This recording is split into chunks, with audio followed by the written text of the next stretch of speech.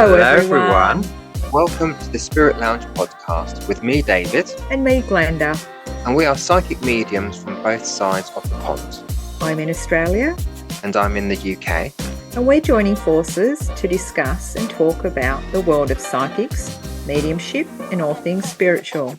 We might even throw some random life topics in there too. So come with us now on our podcast journey. Let's see what's happening in the Spirit Lounge for today's episode. Well, hello listeners, and thank you very much for joining us again in the Spirit Lounge for today's episode. As usual, I'm here with my co-pilot, Glenda. How are you, Glenda?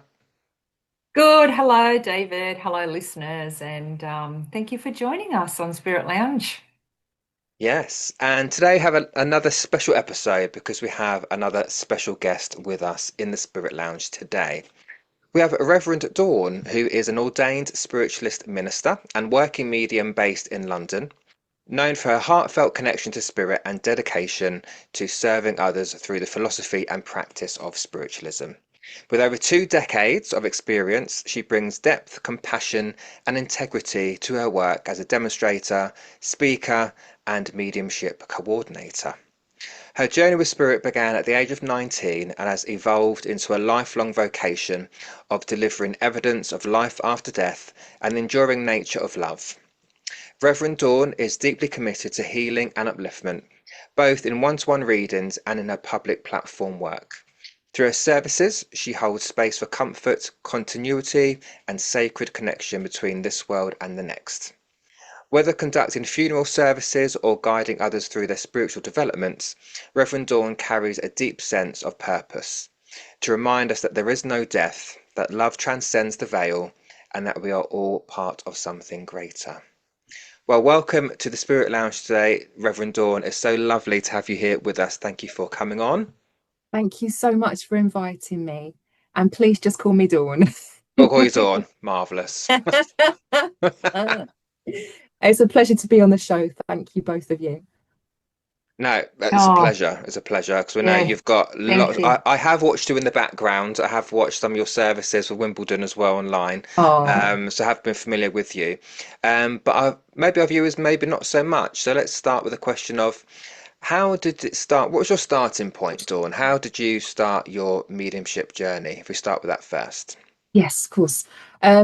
As with quite a lot of people, it starts from quite young, very young experiences, of being a child and having experiences. Although I didn't know that they were anything unusual at all. They were just playmates and things, and it was all very real to me. And then you go through puberty, and it kind of changes. It peaks and troughs, and as you go through, and then it wasn't till I was about 19 years old that I went to my first spiritualist church, and I think that was mostly after experiencing a lot of death of close people to me. At the age of 13, I lost my dad. And I'd also lost my nan as well, and they were both people that were my universe. My nan was my playmate, my best friend, my confidant, and my dad was my hero. So losing those people had a profound effect on me, and it seemed to unlock something in me. And then I'd have more experiences, and I wanted to know. That I was like, there must be more. There has to be more. It's not in my head. These people and experiences are real. And I would explain things to my mum, and she would say, actually, yeah, I get it. This is, I understand you. And she was wonderful, as was my nan when she was alive, and I would tell her things. And then I went to my very first spiritualist church when I was 19, and I was welcomed with open arms, and it literally felt like I had opened the doors into sunshine. It felt like it was this is what it's supposed to be. This is how I belong. This is where I belong. It just felt right straight away. I didn't need to be anywhere else. From the pictures on the wall, to the readings, everything was just, oh yes, this is right. And from there, I sat in circle in a Battersea Spiritualist Church, which is no longer there, sadly. um, which is heartbreaking, but there we go. And I sat in circle, and I sort of went on from there, and I become so enthralled, so dedicated that I was like, this is it, this is everything. And then I moved to Dorset, um, and I'm now back in London though. Hurrah! um, and when I moved to Dorset, that was like one of my very first services out there, um, which happened by accident. I was sat in circle, and the tutor I had said, "Oh, come up on platform with me," and she didn't turn up.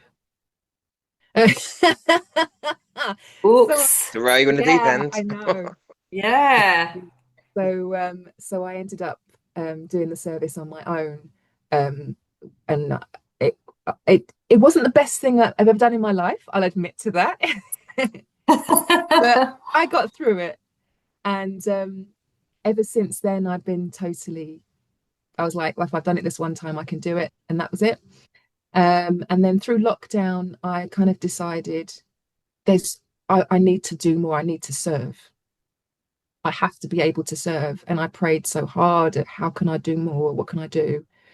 And it was in me. It was just in me to want to be a minister, to be a reverend. And then I kind of lockdown brought me into training, and yeah, and that was how I became a reverend and went on from there. Uh, Wow. what a journey. What a journey, hey. Mm.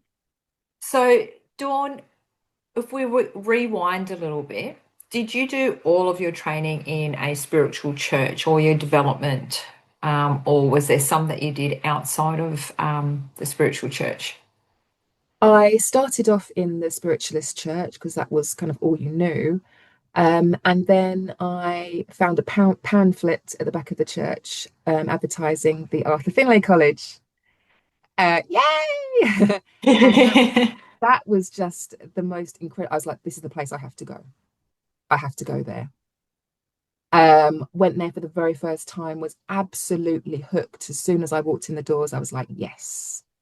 The whole place just feels like, you know, there is this spirit around you constantly. You're around like-minded people. So I went there like every year I would go back. And then also the College of Psychic Studies as well. And I learned a lot of meditation online, but just constant and reading and just, you pick up stuff all the time from different people, and of course your guides and helpers are always there to educate you, to guide you. Yeah.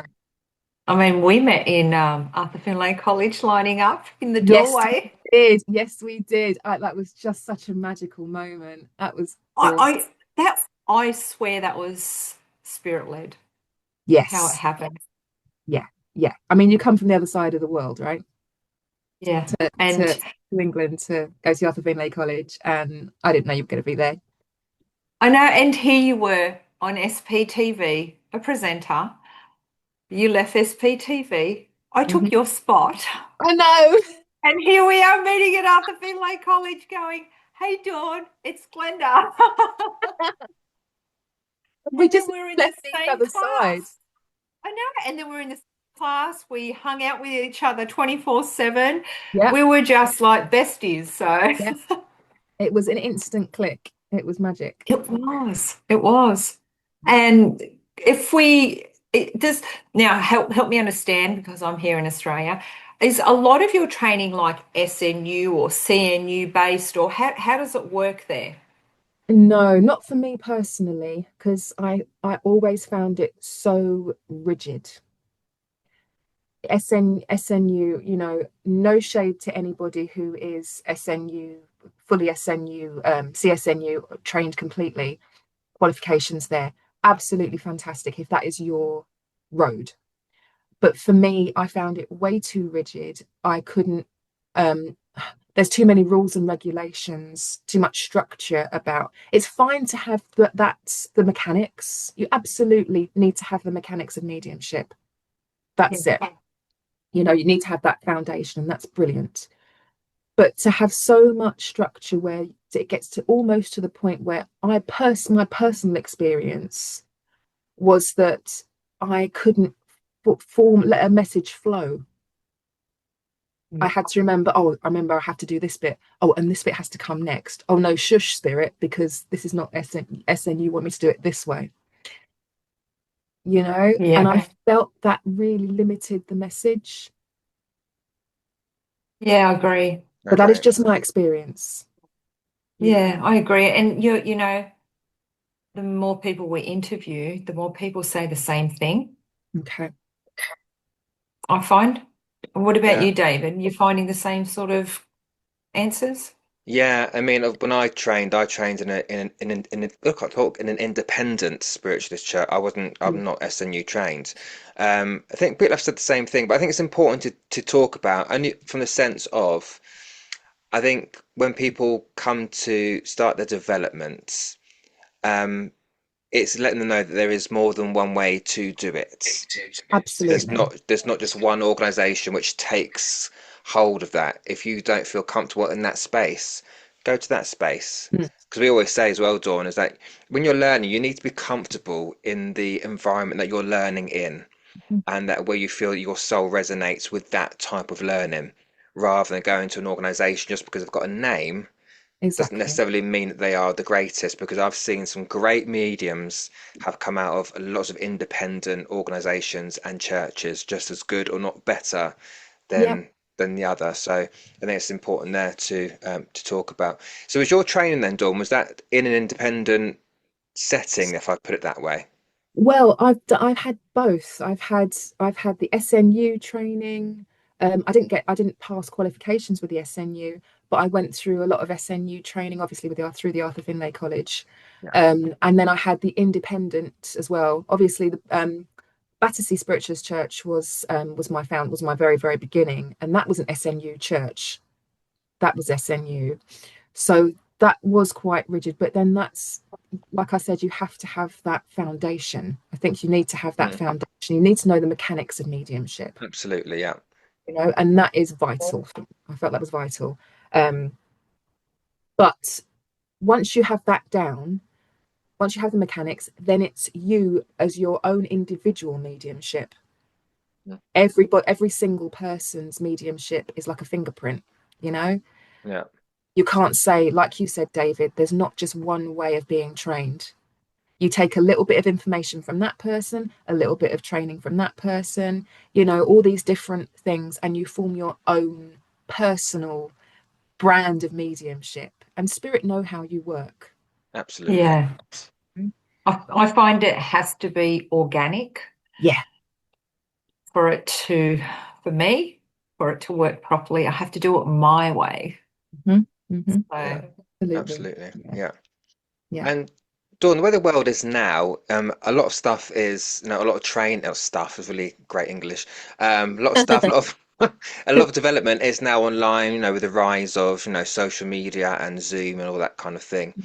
So, based on your own experiences with in church training, how do you feel that church-based development compares to the more independent or online pathways that many students explore today? Do you think it's better to do it one way rather than the other?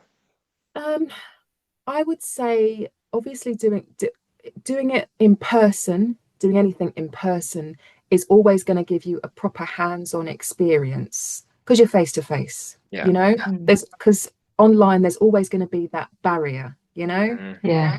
Obviously it's not a spiritual barrier, but it is a barrier to how much you can feel you're in that environment. yeah. If I've got a better way of explaining that Yeah. to No, you. I get it. Yeah. Um, and there's only so much you can do online, Mhm. you know. But if it's accessible, that's how it's what's accessible to you, then online is going to work as well. You don't have to go to the vicinity to that place. online, they both have their positives and their negatives. You know, if you can't make it to us to the particular place, does that mean then you can't be trained? You Mm. can't have access? That's not fair. You know, and Spirit aren't going to say to you, "Oh, you can't go there. I'm not going to help you." Yeah, You know, Yeah, exactly. exactly. Yeah. however Mhm. you can get your training, there are good points about it. All training, whatever you're going to get, you're gonna gain some positives, some knowledge, and all knowledge is good knowledge. Absolutely. Yeah.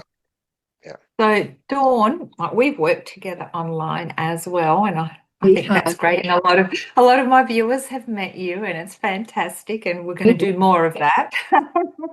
So, going back to, you said through COVID, you thought about, becoming a reverend or minister. yeah, Um, is it something that you chose, or is it part of your the spiritualist church that you're part of? Is it something that everyone aspires to be, or the church would like you to be, or is it just on the person to choose that path?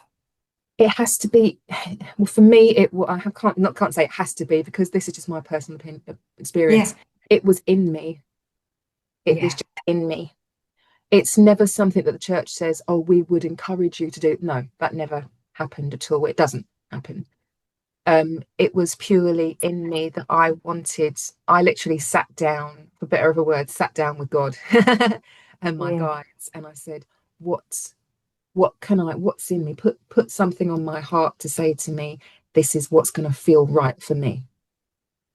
And I knew that I wanted to help people and to be yeah, able to, I knew that when people are in their time of grief, and I know what it is to grieve. We all know what it is to grieve. It's that one unifying factor. Doesn't matter how much money you have, doesn't matter what part of the world you come from, who you are, what you have, grief is unifying. yeah. So to be able to help somebody in their time of grief, that's what I want to do with my life. So, and I knew that being a minister or reverend, however you want to call it, I would be able to help people, at the very end of their life, sit with them. I've sat with people while they've taken their last breaths, Mm. um, um, while they've had, decided to turn off the machine. I've sat with people while that's happened. And it's been oh, the most incredible, fulfilling experiences of my life. And to be able to share that moment with somebody. The very first breath you take is the breath of birth, and the very last breath you take is your breath from your passing. To be able to experience that is incredible. And to be able to help the people left behind who are grieving, to help them to be able to, create the kind of send off that is best for them, that is really best for them. Um, and also, it's just a way that I can really help people. And it felt right to me. It's not right for everybody, but it felt right for me. Oh, you're the perfect person for it. Oh, I bless just you. think you're wonderful. You're like an earth angel. I've always thought that. You're Bless you. amazing, and we're very lucky to have you walking this earth and you being there for people and me, in my life as well. I'm so grateful to have met you. So thank you. The same. I feel the same way about you, my love. Oh, oh, and you too, David. We love you too, David. Thanks. I haven't done any weddings or naming ceremonies. We call them naming ceremonies. But and the people that were ordained with me at the same time have done weddings or naming ceremonies. But my I seem to always gravitate towards funeral services or the end of life for people, and that tends to be where spirit want me to be. And it's where I can do the most work. Because when you're getting married, you're already happy. You don't need help. When you're bringing a new baby into the world and you want to say you're already happy, you don't need help. When you're in your moment of grief and you're preparing a funeral or something, that's when I can really be of service. Now, for those here in Australia that don't know about that or don't understand that, what other responsibilities do you uphold being a Reverend or Minister? Yeah. Um, it's not just about people who are grieving or people who are end of life. It's also people who are going through times of struggle um, emotionally, not just through grief, but also through um, it's a counselling that I offer as well, a spiritual counselling. Because it's hard being a human being. It's Mhm. tough. It's not easy getting up out of bed each day.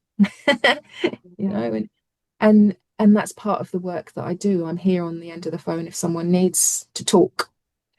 And we have people who will phone up the church, for instance, and say, um, I have an entity in my home.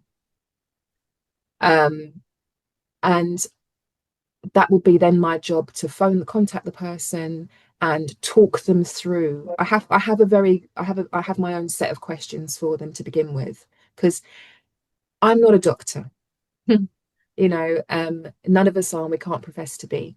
We can only give advice. So the first thing I will want to know is any medication you might be on. You know, um, is there anybody in the home? Like, have you got animals in the home? Have you got little kids in the home? Things like that that might be causing something. Always look um, for the most logical things first. And then sometimes people just need prayers. Sometimes that is really all you need to hear is some prayers, and that will dissipate, because sometimes it's not always, if you have got a haunting, I say in calling, Yeah. um, then it can be that you just need healing prayers, or you just need confidence in yourself, in your own power. Because most of the time you don't need a medium. Quite often you don't need that. We're just the starting block, you know? But it's up to you to have that own confidence in yourself. And I hope I'm able to give that to somebody, nurture that in somebody, that then helps them to be able to say, I can handle this. I can pray this away. I can talk to spirit. I can get this done. And we'll pray together. We'll send uplifting thoughts to this entity, to pass on into the light. Um, and that's another part of what I do. So if I can go and like pick on that a little bit, do Yes. you have you had any woo-woo stories you can share We with us? I have had one experience where I went to a lady's house to visit her, as she'd had some experiences in her home. And I kind of went there sort of like, yeah, so is there any alcohol in the house? Are we on our drugs? All that sort of thing. Yeah, yeah. And I sort of went there, "Ugh." And then I got there, started talking, and there was this feeling that I was not on my own in the house. And this little girl ran past the open lounge door, and then a dog jumped through the brick wall at me. And that was their old dog that had passed. It just jumped through the wall at me. This little girl ran past, but they didn't know who the little girl was. But as I was sat there talking more to them, someone pulled my skirt. It was the little girl who pulled my skirt.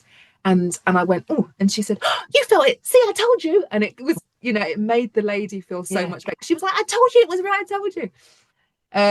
So, and even just having that vindication that someone's believed me, Yeah. you Yeah. know, and they had CCTV as well. And you could see on the CCTV, you could see a figure of an old man walking down the stairs. And it was just beautiful, to see Yeah. this in action. It was awesome. But that's the 9 times out of 10, my experiences have been that they're not really, they might be genuine to the person, they might be the emotions that are being created around the person, but they're Yeah. not actual physical entities. They're not spiritual, they're not actual Mm. entities. They're not there doing harm. They just want to be noticed, like I always say. Absolutely, absolutely. The little girl didn't punch me. She just wanted to pull my skirt and be like, "Hi, can we play?" You know? I'm here, and and it was lovely. And I think often once you acknowledge the spirit, once you give Mm. them your hello and everything's fine, then a lot of the time, disturbances, if you will, calm Yeah, down and stop yeah, because they got what they wanted. Yeah. exactly. And so Exactly. Dawn, from what I'm kind of taking from what your work as a reference, that you're dealing with a lot of emotions and a lot of, people's emotions and people's energy. So how do you keep yourself grounded and together doing that role, if you like? Yeah. Um, you have to kind of keep an an eye on yourself. Keep an Mm, eye on your own heart. And know that you're giving all this attention to these emotions and everything, but they're not your emotions. If you're doing something active by trying your best to help this person, and you're using the power of spirit, it's not really, so you're being replenished, if you will. yeah, It's not you that's doing everything. Anything I do is I'm never alone. None of us are ever alone. mm, So that helps to fill up my banks again. Yeah. Um, so otherwise I mean, yourself, Glenda and David, if you're doing a reading for somebody and it's very emotive, you need to kind of put that aside. yeah. And quite often I don't remember Mm, half of what I've Mm. said to a person. They'll go, absolutely, yeah. how did it go? And I'll be like, I've got to be honest, I don't actually remember. Remember, yeah. Yeah. Yeah. And I think that is the brain and also spirit's way of saying you won't be able to go on Mm, if you don't have this kind of protection. You know, you can't go through life, and they want you to continue doing this good work. So they are there constantly trying to fill up your heart again. mm, They're there trying to do that all the time and doing normal things. Picking up the kids from school, making their Yeah. dinner. Going for a walk or whatever it is you need to do. It kind of all brings it down, brings you back down, and yeah, keeps you stable. And having good friends. Amen to that one. Yeah, yeah. amen. And speaking about friends, have you noticed, um, as you've stepped into this role, not just being a medium, but being a reverend and taking on those extra duties, because I know that you also work full time and you're a mama of beautiful boys. Um, have you noticed the dynamics with your friendships change, or there's certain things that you can't have in your life anymore? It's a natural progression of people start to part the ways. Yeah. um, which allows you can't beg people to be in your life that don't want to. You should never beg anybody to be in your life. If they don't want to be there, then they're not supposed to be there. I'm a firm believer that people come in your life and you come into people's life for that time that they're supposed to be there. And if they're not meant to stay, they won't. That means that someone else will come into your life that is more in alignment with you. The same as our guides and helpers, they will come in when the time is right, and somebody else will come in when another part of you is needed. You're needed in that person's life at that time, they're needed in your life at that time. So whatever's right, people will just come and go. And it's the quality of a person, of that relationship with you, those are the people that stay, and the other people kind of start to drop off. And the people that really really stay with you I've found are the people that have known me since I was at secondary school, and they've continued to be my friend through life. And then they've they came to my ordination ceremony, and, Yeah. and they've changed. I've changed, they've changed, but we've always been together because it's not about what I do that's important to them. They love me for who I am, Yeah. regardless of I what I'm get I get that doing so much. by the wayside, and that's. That's fine. Amazing. And I get that part, especially the ones that you say that, the ones that you start off with, they've always been in my life too, a constant, they've always Regardless of been what there you no matter do. what. You can pick up if it's been 3 months, a Yeah. year, 2 years, and it's just always the same. Yeah. I feel like they're the real people. Yes, definitely. They're the people who have chosen, I'm going to be with Glenda. No, I don't know how it's going to happen in this incantation, but I'm going to be with her somehow and we're going to stay together. That's how it happens. I'm sure. I know that's how it happens. And Dawn, I find this quite, I don't know how to put those words in. I find this quite fascinating that this podcast has landed at this time where I am away supporting Mhm. my loved one through their transition. And we Yes. have Reverend Dawn on this podcast that does this for a living. And you gave me a beautiful message before we started. But can you offer some advice on how we can better support someone who is losing or has lost someone? Remember that those people that are passing or have passed, they're not grieving.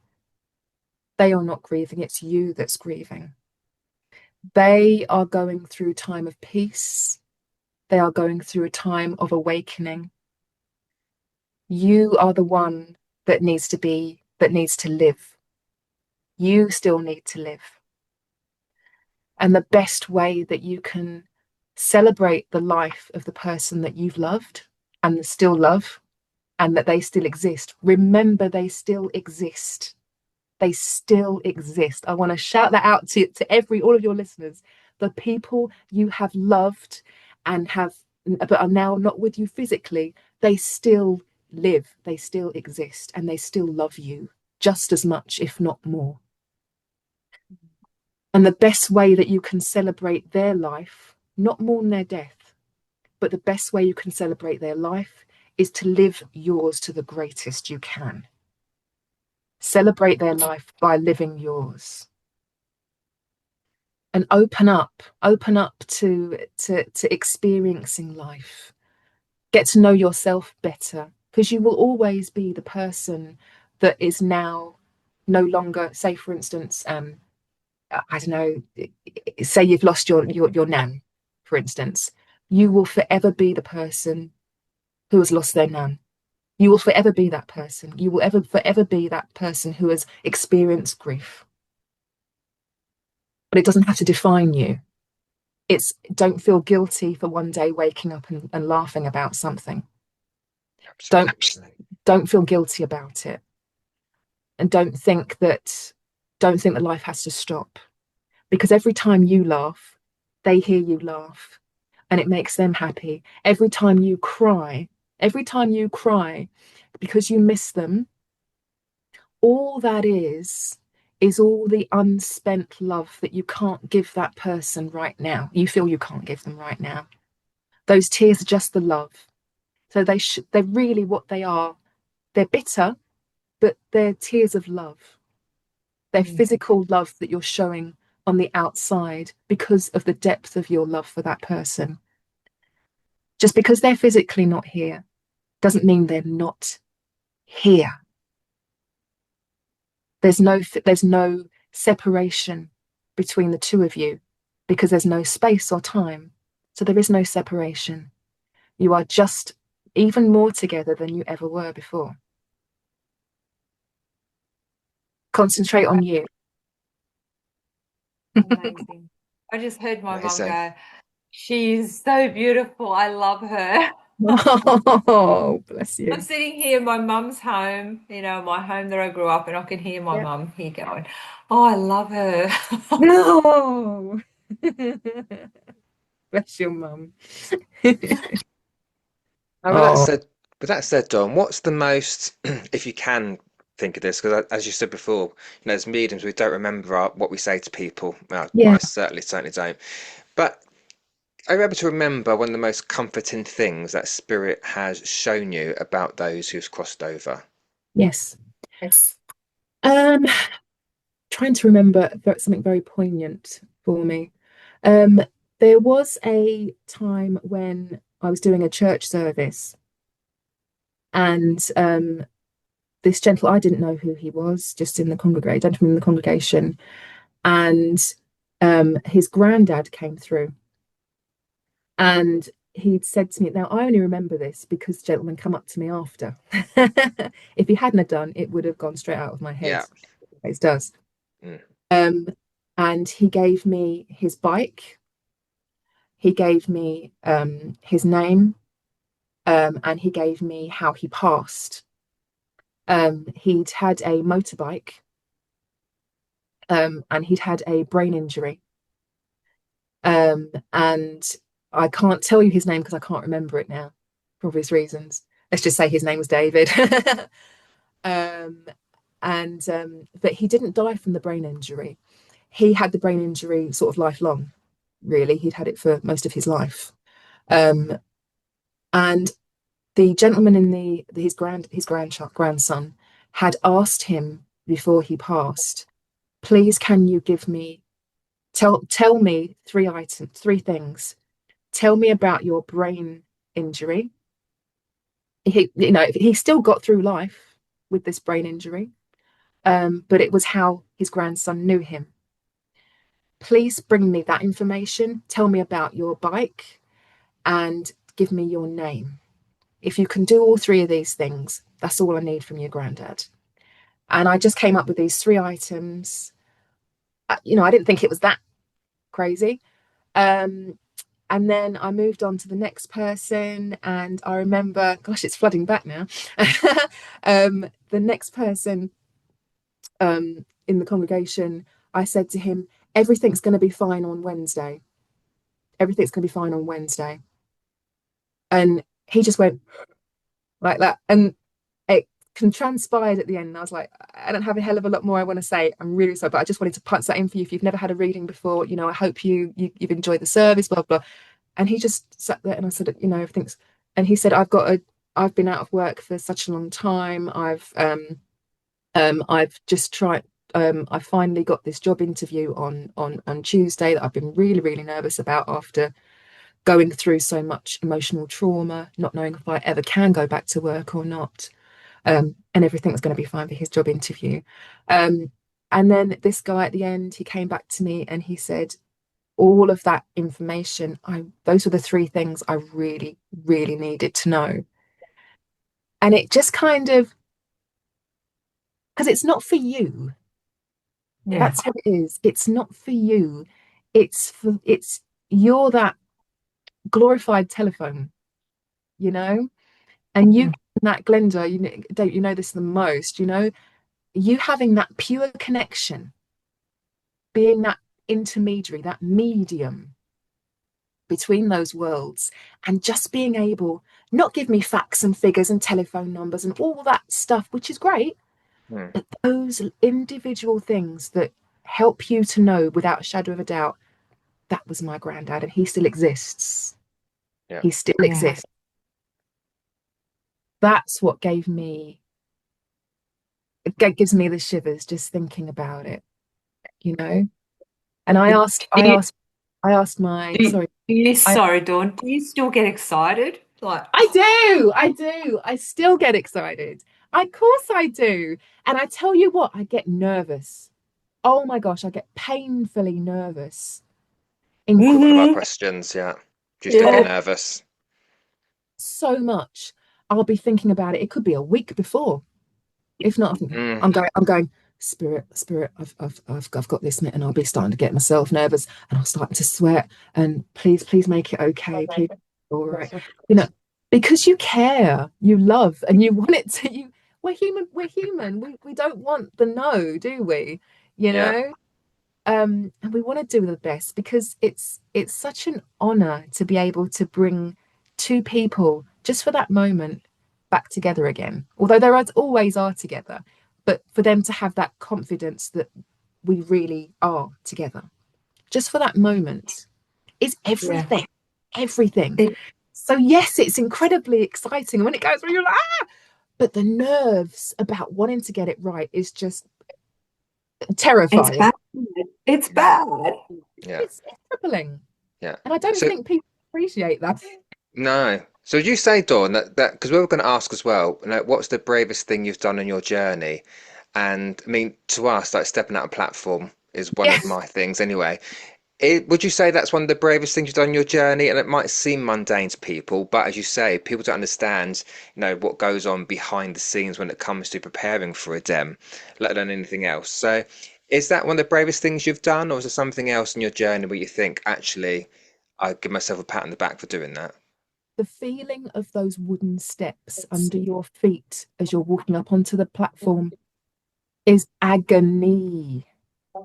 Agony. Look at David giggling. So, no, it's true. Hitting you, my legs shaking. You're sat there, everyone's got their eyes on you.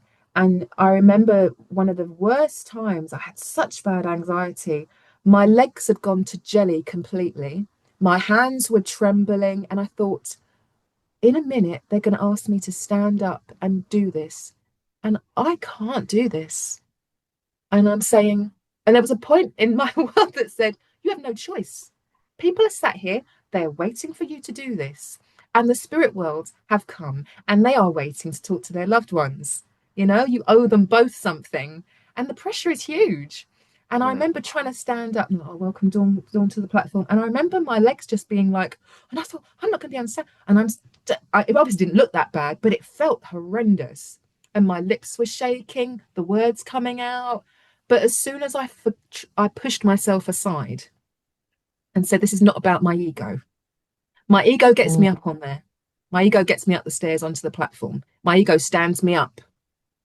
But after I've made the connection with the spirit world, it's not about me anymore. It's not about I've got my makeup on today. Did I do this? Do I look all right in this? It's not about me anymore. It's about the spirit and the message to the recipient. So the pressure's not on me then. Yeah. But Until then you go until back it's all over. all over again. All over Yeah, again. I know. Because they don't care, do they? If you've got, I'm not wearing any makeup today whatsoever. And I thought that's cool because spirit don't care if you've got your makeup on. They don't care if you don't. All they want to know is that you can bring through the message of spirit to their loved No, ones. Care they're about. definitely not going to care if David's drawn his eyebrows on. No, Absolutely not. David, no, although I David care. fine.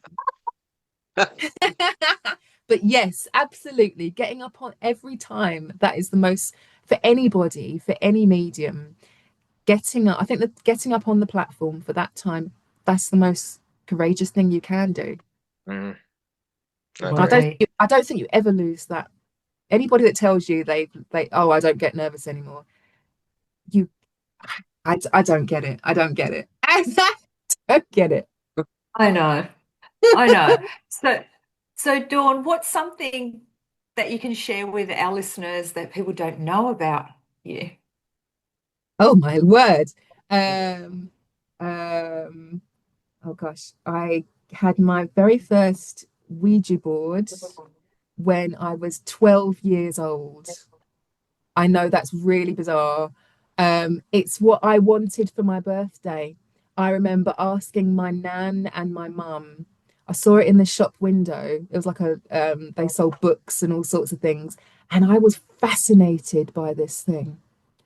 I was only 12, but goodness knows why. It's not the sort of thing you want. You want a Barbie doll or something, don't you? An etch a sketch. I Well, wanted. David, David probably wouldn't have asked Joel. I did have one as well, actually. And it was an amazing thing. I remember sat there one evening with my mom and my nan around the table with this Ouija board or spirit circle, whatever you like to call it. It doesn't make it a scary thing, just a label. And it was like, oh, did you move that? You moved that, didn't you? You know.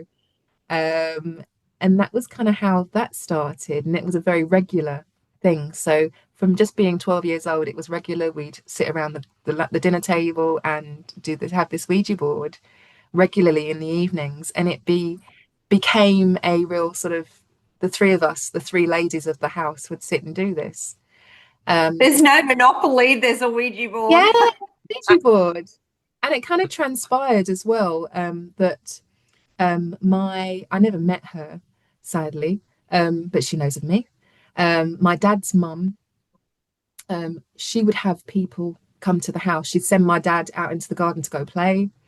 Well, not into the garden, so out into the dirt to go play. And she would have people round, and giving them demonstrations, private readings. And it's just, and I just thought, wow, he didn't know what was going on. He was a little boy, so he never spoke about it. Um, but it's always in the family, always in the family. My mum would tell me how my nan would watch clothes go along the washing line, just move along the washing line. You know, things always, so it's always been in the family in some way or another. Um, but as for a personal thing, I don't think there's much of any interest about me really. There's nothing I exciting. doubt that. I think your life's very interesting, Dawn. I'm a So do picture I. framer. There you go. I'm a picture framer by trade. There you go. There you I go. do love to do my art. I paint an awful lot. Oh, me I too. use Oh, acrylics. you pair need to get together. You guys can whip up some paintings. Yeah, Yeah, I absolutely. do acrylic paints as well.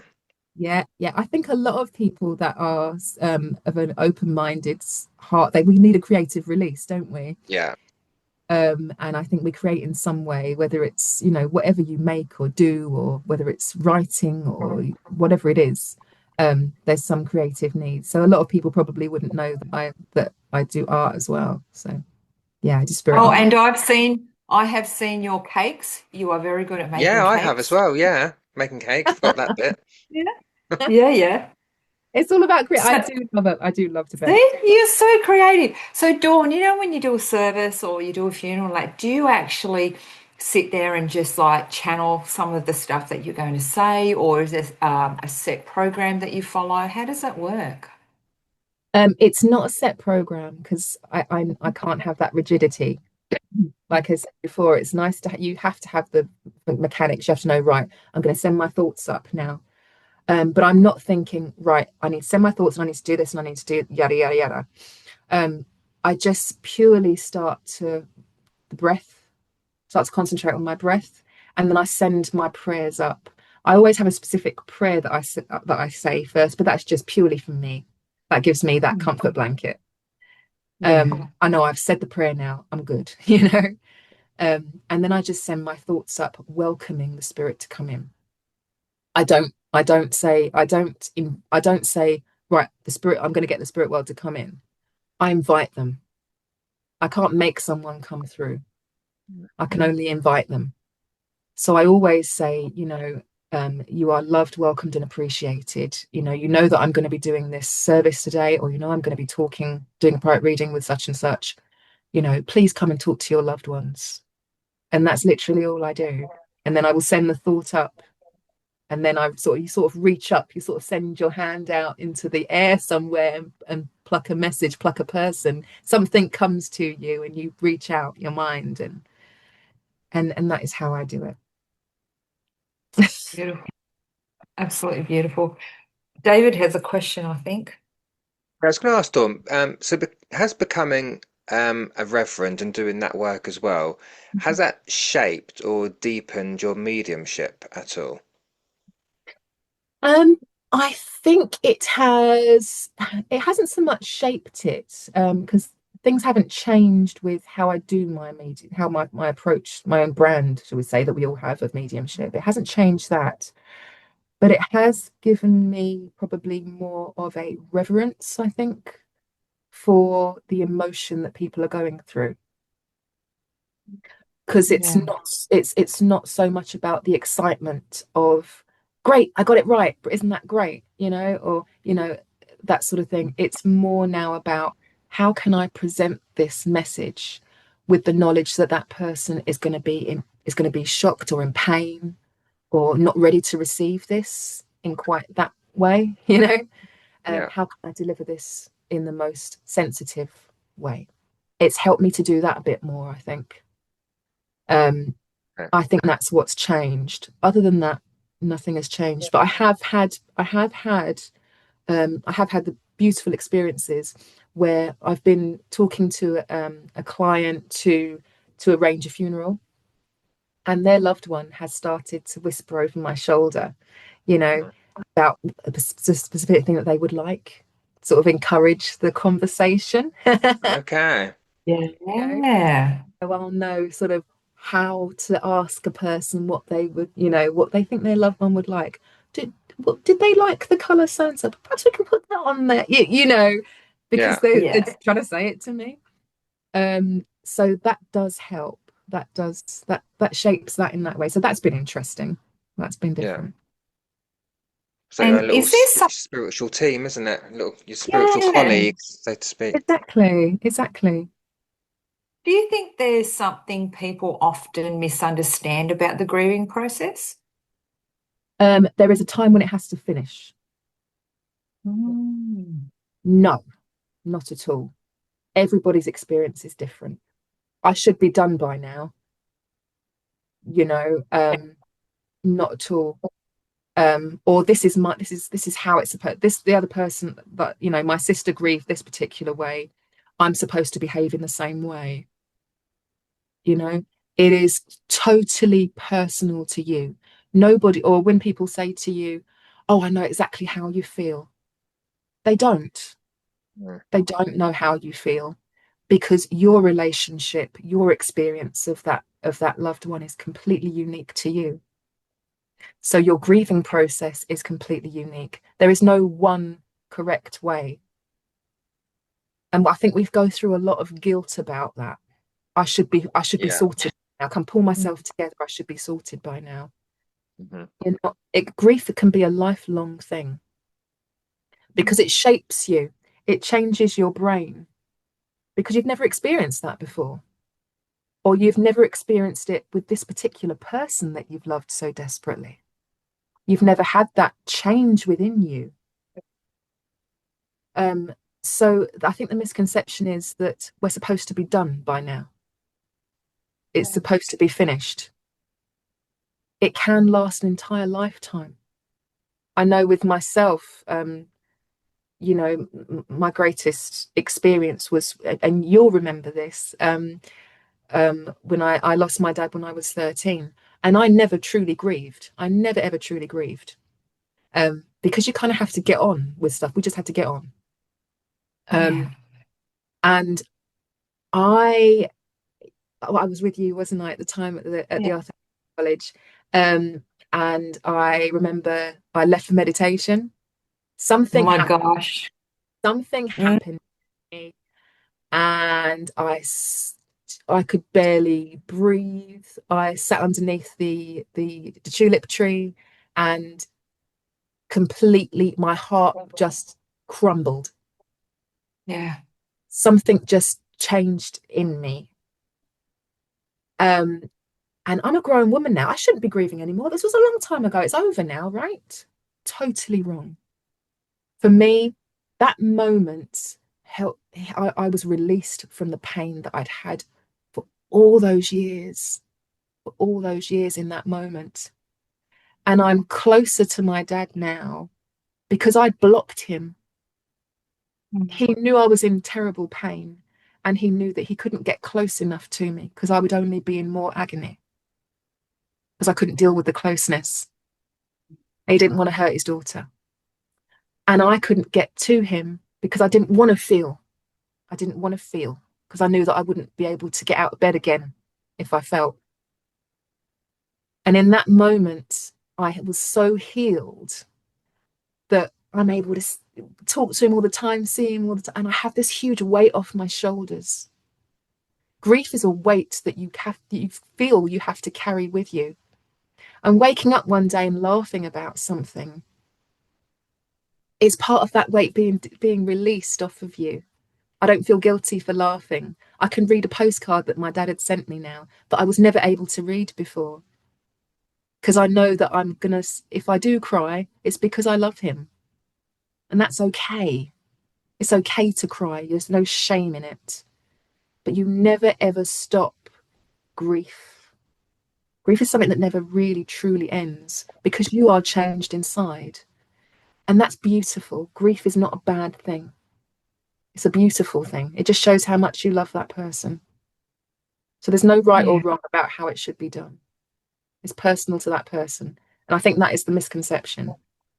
Yeah. Oh, Dawn, you're such a beautiful soul. And I remember all those moments at Arthur Findlay College. I remember the moment it hit you. I remember holding your hand. I remember you running out of the spiritualist church, and you came back and you said, "Oh, I was crying." I went, "Girlfriend, you were sobbing, man. Everyone heard you sobbing down that hallway." I And you're thought like, I'd got far enough that no one could hear me. "Nah, you Afraid were not. like so loud." Yeah. And I'm like, "Nah, no one cared because every day someone left and sobbed exactly the same way. I mean, Yeah, I was sobbing, there was, I can't think it hit me on Tuesday, the second day, yes, it's like, yeah, I think I was Teary Tuesday. I didn't that's last right. long. Call it Teary Tuesday and Weepy Wednesday. Wednesday. Weepy Wednesday, that's what you get. Yeah. And you're holding it, everyone's going, oh no, I'm fine, I'm fine. Oh, I don't need to. Yeah. Yeah, you wait till Tuesday or Wednesday, pal. Oh my God. That place opens up all the healing. Think that you're holding it together, you're so healed that you're Yeah. coming there just to do the work. No, part of the work there is to do this healing, and it happens. Do you know what, Glenda? That is a huge, huge part of being of your spiritual path. If you don't have that healing inside you, if you haven't got that open heart space inside you, there's no space to do the work, because that all that power, all that energy has to come in. If you've got all that on you, there's no room in your cup to give to anybody else. You have to have that open love and healing within inside you. The first spirit that of importance is your own spirit before you connect to any other spirit. I've had to learn that the hard way, you know. And spirit know that you're in pain, that you're not, things aren't going well for you, that you haven't done the healing, you haven't done the work. Spirit know that, so they can't do as much. They can't do as much. But as soon as you've got that healing, the gates open, and your mediumship will go tenfold. Absolutely. I totally agree there. Yeah, yeah. I think it's also important to say to people as well listening that to start healing does not mean forgetting. No. And I think sometimes people they hang on to the grief and the pain because they feel that if I start my healing journey, that means I'm kind of leaving them behind. And I always say, whether when my addresses or when I do a bit of philosophy, is that, healing is for us because we need it, and Mhm. does not mean that we are forgetting our loved ones, because ultimately they don't want us to remain in that energy of sadness. They want us to start that healing process, and however that looks like to the individual, but they want us to ultimately to do that. And something else you Absolutely. touched on there as well, Dawn, is about the block, and that sometimes we can block spirit because we don't want to feel the pain. Yes. Um, and I think that's an important thing to say here as well. And just to touch on that a bit more is because now people do sometimes come to us and they will ask us questions and they will say, why can't I feel my dad or my gran or whoever it might be? And I think sometimes it is because maybe even subconsciously we're blocking that link Mm, because we want them to be here physically and they're not yeah. here spiritually, but people want they want the physicality because that's what we miss. And I think Cool. sometimes and I've done it myself, where we put that block up because I know that although I want them to be here, once they do come in, I might be too emotionally affected. So it's a bit swings and roundabouts, isn't it? We want to feel them, but at the same time I don't want to be emotionally affected by it. It might sound silly to people, but it does happen, and that's why I always say to people when you come for a reading, make sure that emotionally and mentally you are ready for it, because we want the reading to uplift you, not to be a detriment to your healing and your journey going forward, isn't it? Definitely, definitely. You have to be in the right mind space. I think people, sometimes you get people who are desperate, they're searching, they're grasping. And so they come for a reading perhaps a little too soon. Mhm. Yeah. Um, and they need to have had a bit of space to let the grieving process commence, if you will, Yeah. um, before going to a medium, Yeah. because the spirit world know that you are suffering, and they won't want to encroach upon you, and often they can't even get through that, because they know that you'll feel pain, and they don't want you to be in pain, least of all caused by their presence. So it is very, but it is. I think I would advise anybody to, before you go to a medium, you've just lost somebody. You know, it's huge. It's huge, and no one should ever underestimate the power of that loss, that depth of energy, because everything is energy. And so take your time before you go to a medium. Let yourself heal a little bit first before you go and get a reading. I would say that desperately, definitely. Because you may not, and also you might be desperate for something, and if you don't get exactly what you wanted out of that message, you're then going to be really hurt. Be kind to yourself before you do it. That expectation can be Absolutely. very detrimental on your healing. Definitely. If you didn't get something back from grandma instantly, straight away, or the exact thing you wanted, well, that means she's dead then, doesn't it? It's all rubbish. None of it's true, you know. And that can really set a person back and be just awful for them, you know. But they can misconstrue a message as well. They can misconstrue the information, because they're not in the right mindset, you know. Mm-hmm. You know yourself, if someone says something to you and you're not in the right frame of mind, normally you'd probably laugh or something, or go, oh my gosh, I know. But if you're not in the right frame of mind, you're going to take it, you know. Or it could really hurt you. It's the By same. that. Exactly. What did you mean by that? When really it's just because of your mindset. So, yeah, absolutely. Yeah. So I have a couple of lighter questions for you. So Dawn, what is your go-to comfort food after a dem? Because we all get hungry. Oh my goodness me. I am a vegetarian, but I'm terrible. I have a sweet tooth. I do have a sweet tooth. So my go-to is always, oh gosh, I love cake. Love cake so Ooh. much. I love cake so much. I'm sorry. Love it, love it, love it. So my question that I ask everyone I interview, Oh, does egg fried pineapple sandwich. belong Fried on sandwich. pizza? Fried egg Hey? sandwich. And fried egg sandwich. Fried egg sandwich. Yeah. What? Fried egg Comfort sandwich. food. Really? Fried egg sandwich. Oh my gosh, heaven. I Heaven. would, Wow. but with bacon in it. Oh, okay. Bacon. Like some And I like meaty. Yeah. avocado. Avocado. I can't Oh eat no, avocado. that ruins it. No, I No, love the taste of stop it. avocado, but avocado doesn't like me, I'm afraid. Oh, Oh, Yeah, we don't get on well. oh my gosh. Well, no more this next details about question, that. no, no, no. Now, this next question is super important. Does pineapple belong on pizza? Okay, there's pineapple belong on pizza. I would probably say yeah. I would say yeah. I would say yeah. I'm Definitely. winning. I'm winning. I'm But winning ham this. doesn't. No ham. No ham. Oh, there you go. No ham. Unless, of But we course, you're can't have a pineapple and no vegetarian. ham. But I love pineapple on pizza. Yeah, definitely. There you 100%. go, David. It's official, You're David. Liz. Sorry, dude. Yes, you're Um, official. You have to do it. no, I can't. I'm really sorry. Oh, yeah. I say It gives you pineapple that belongs in a fruit juicy, cocktail yummy. or a pina colada, one of the two. That too. Dawn, do you prefer group readings or one-to-one?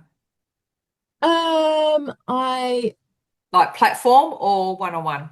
I think I enjoy the energy of a platform. Hmm. I think I like that. I agree. A lot of churches now I've noticed don't do hymns, which is which any kind of music, any kind of song at all brings up the energy. You know, it doesn't matter what you're singing, as you know, if you're singing row, row, row your boat, you know, it all brings up the energy. And that's really, really wonderful. But a lot of places I've noticed don't do that at the moment. Yeah, yeah, same. But you know, which is a shame. But I do love that the energy that, because it's not just you and spirit, the people that are there bring up the energy as well, Mm. you know. And so that's always lovely. I think that's I do prefer it as much as I enjoy a private reading. Yeah, definitely enjoy the setting of a group. And the buzz of it. Yeah, Yeah, I totally. think David's the same. Yeah, no, I do. Yeah. Like it's just a different energy to work with, I Yeah. think, and it's just a bit more buzzy, if you It's a understand what I party mean. atmosphere. Yeah, Yes, 'cause yeah, you've got party guests there. You know, yeah. it's As yeah, nerve Yeah, wracking no, as nerve wracking as it is, you enjoy it once you start doing it. yes. Yeah, yeah. so, do you believe that we choose our life path before birth? Ooh, good question. Um, I think we choose. Um, I would like to be with Glenda and David. I don't know how it's going to happen, but those are the people I would like to meet in my life and have some kind of experience with. I might be your neighbor. I might be your dad. I might whoever how it happens. I might be your lollipop lady, but I'm going to have some experience with you. We're going to have a certain effect on each other's lives in a positive way. Um, I don't know how it will be happening, but I think we choose that, and I think we choose a certain path, but we have free will of the directions we can take to get to that end goal. You know, I think Yeah, that's how it happens. fair enough. Yeah. Yeah, yeah. It's not set in nothing set in stone. Um, Hmm. I think we outline these are the I would like to gain this knowledge from an experience. Hmm. What that experience might be, I don't know. But these are the knowledges and the people and the energies of the people I would like to be with. So whatever I have to do along the line when I get on planet Earth, um, to gain that knowledge and to be with those people, those energies, that's what will happen when I get there. Yeah, I I like feel that. Yeah. I don't know, that's what I think. Yeah, because I think for me personally, I think that heaven is just so amazing. We are Mm. surrounded in love. Everything's perfect. There's no negative. There's no pain. There's no There's no time. anything. Yeah, there's no time that we get here and we go, okay, smash me with everything. Yeah, yeah, yeah, yeah. I want to. Because I think you yeah, set out and you kind of say, right, I want to experience empathy. I want to experience the pain of loss so that I can yeah, so that I can have empathy for others. You know, I want to experience love.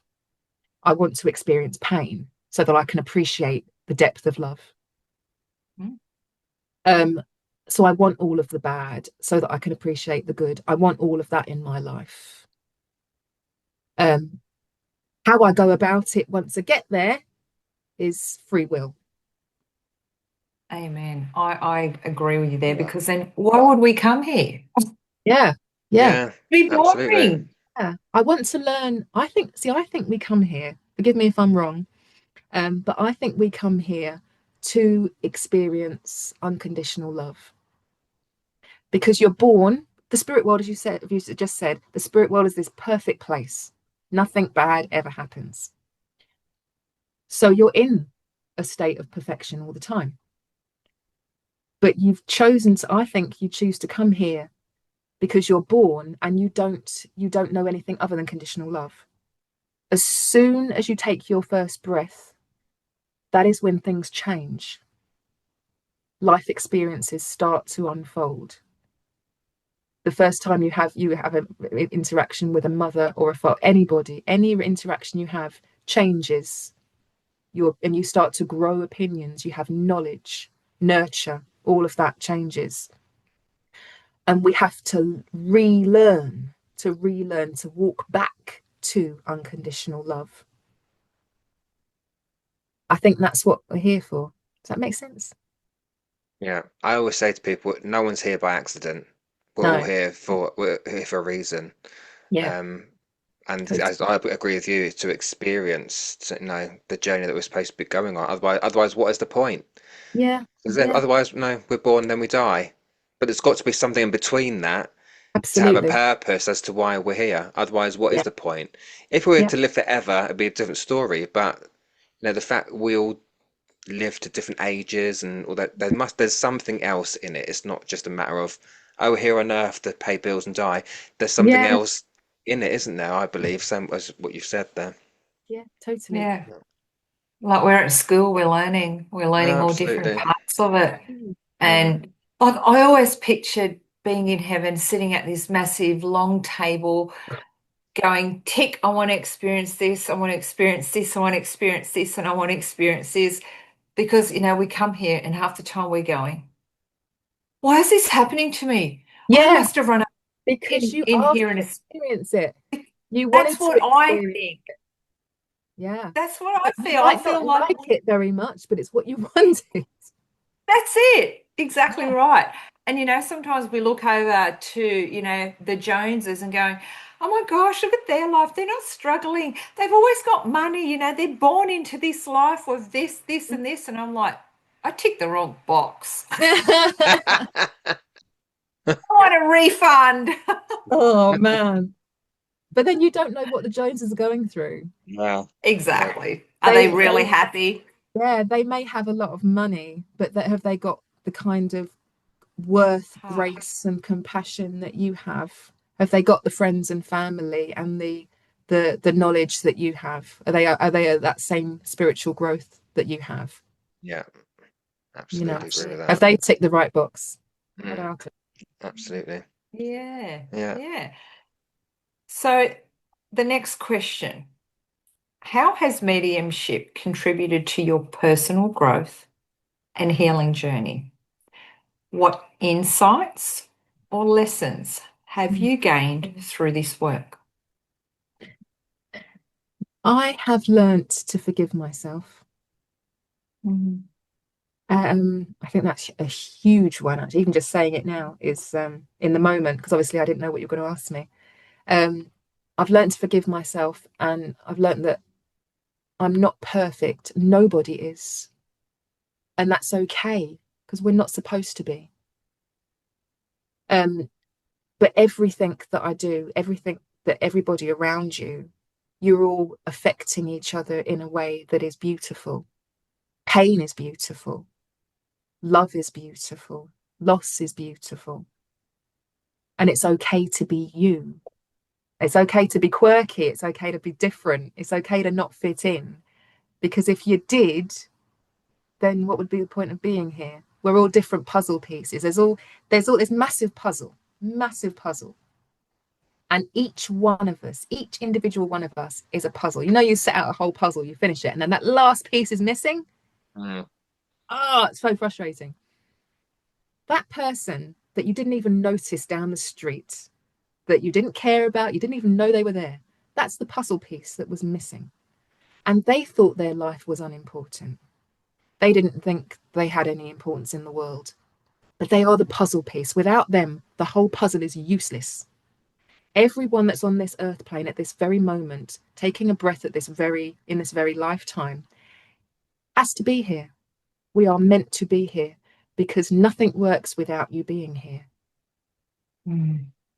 That puzzle will never be complete without you. And I think that's something that's precious knowledge to me. I think because all the times that I've felt to myself, oh, what am I even doing? What's the point? Especially going when you're a teenager and you're just like, oh, what's the point? Or no one understands me. you know, every single one of you, the one that little kid that drove you nuts, that bullied you or whatever, he's part of your puzzle. He has to Mm. be there. He has to be there. The ones that you feel have done you wrong, have hurt you, they have to Mm. be because they're part of your puzzle. Nothing will work without the pain. Nothing will work without the joy. Nothing will work without the suffering. It's all part of the puzzle.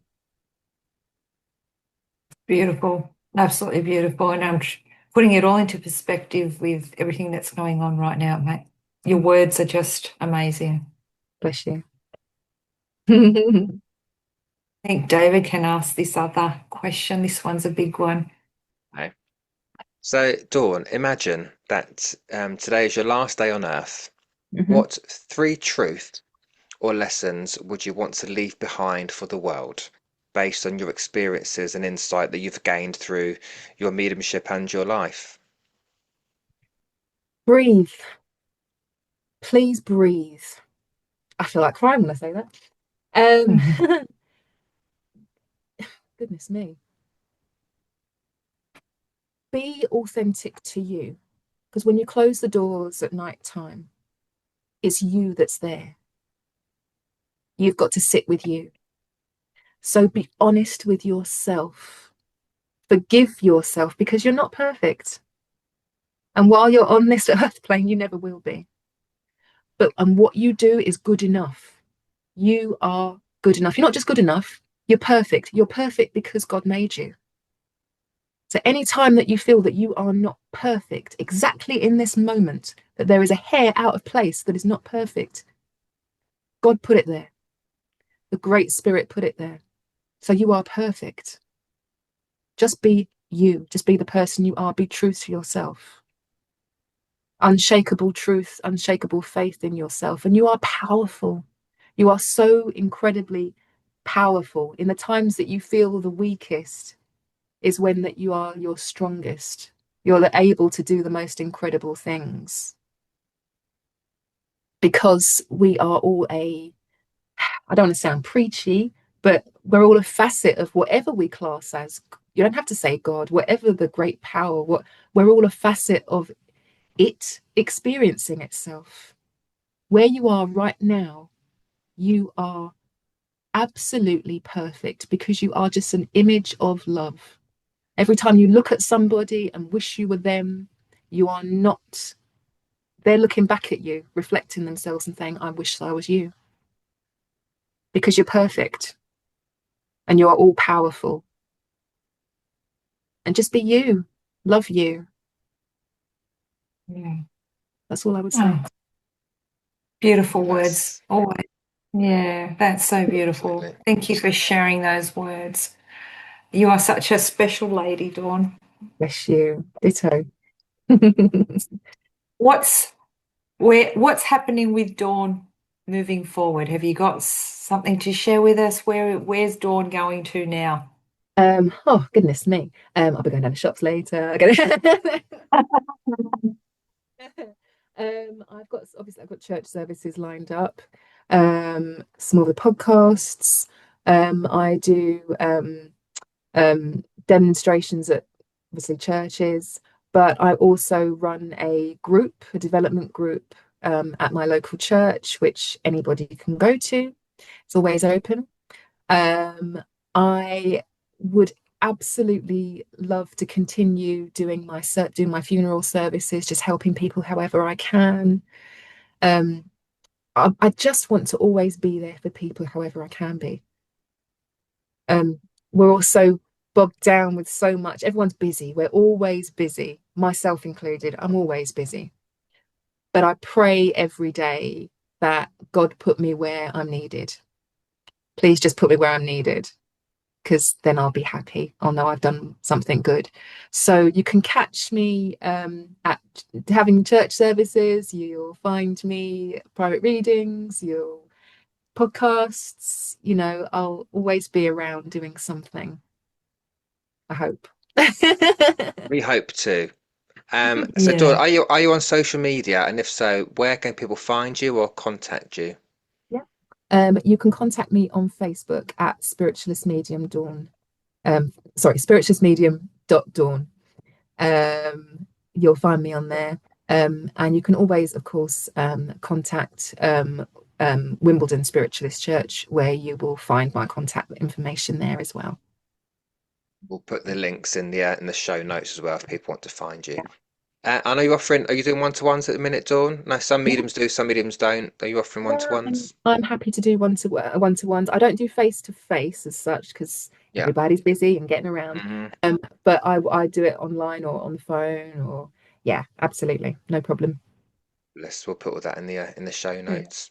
course. Um, but once again, Dawn, thank you so much for coming on and joining us today and sharing your knowledge and wisdom with our listeners. Because if the listeners know, if they follow us, they know that this podcast is not about us really. It's about sharing knowledge and not necessarily teaching, but just giving people something different to Yeah. think about, some alternative views. I do feel that a lot of people listening to the podcast will get a lot from this today, because I think looking at the world as it is, as mad as it's going, with the grief and the loss that's going on, not just around the world for world situation, but personal loss as well. I think people will take a lot of comfort from what you've said today as well, Dawn. So I'm sure Thank you. we'll send you our appreciation for that as well. Bless Thank you. you. Yeah. Bless you. I was so honored to be invited on your show and meeting David for the first time and seeing Glenda's beautiful face again has just brought me so much joy. And to all of your listeners, thank you so much. Please know, ultimately, nothing else, know that you are not alone. And I hope this show shows that to people as long as you have this show. Oh, I love Thank you, you. Dawn. Thank Love you. you too. Well, that's it, people, for today's episode. We thank you for tuning in as always and seeing what's going on in the Spirit Lounge. We'll be back again, obviously, with more episodes and more guests. But for now, look after yourselves and we'll speak to you all soon. Thank you so much for joining us in the Spirit Lounge today. We hope you enjoyed the discussion.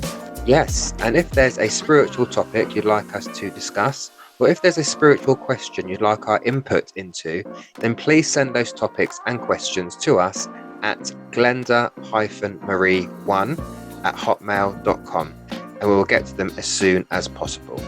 Lastly, if you could like and share this podcast, as well as leaving us a comment or review about what you thought, then that would really help us out and we'd be very grateful. We would indeed. But it's bye from me. And it's bye from me. Join us again soon in the Spirit Lounge.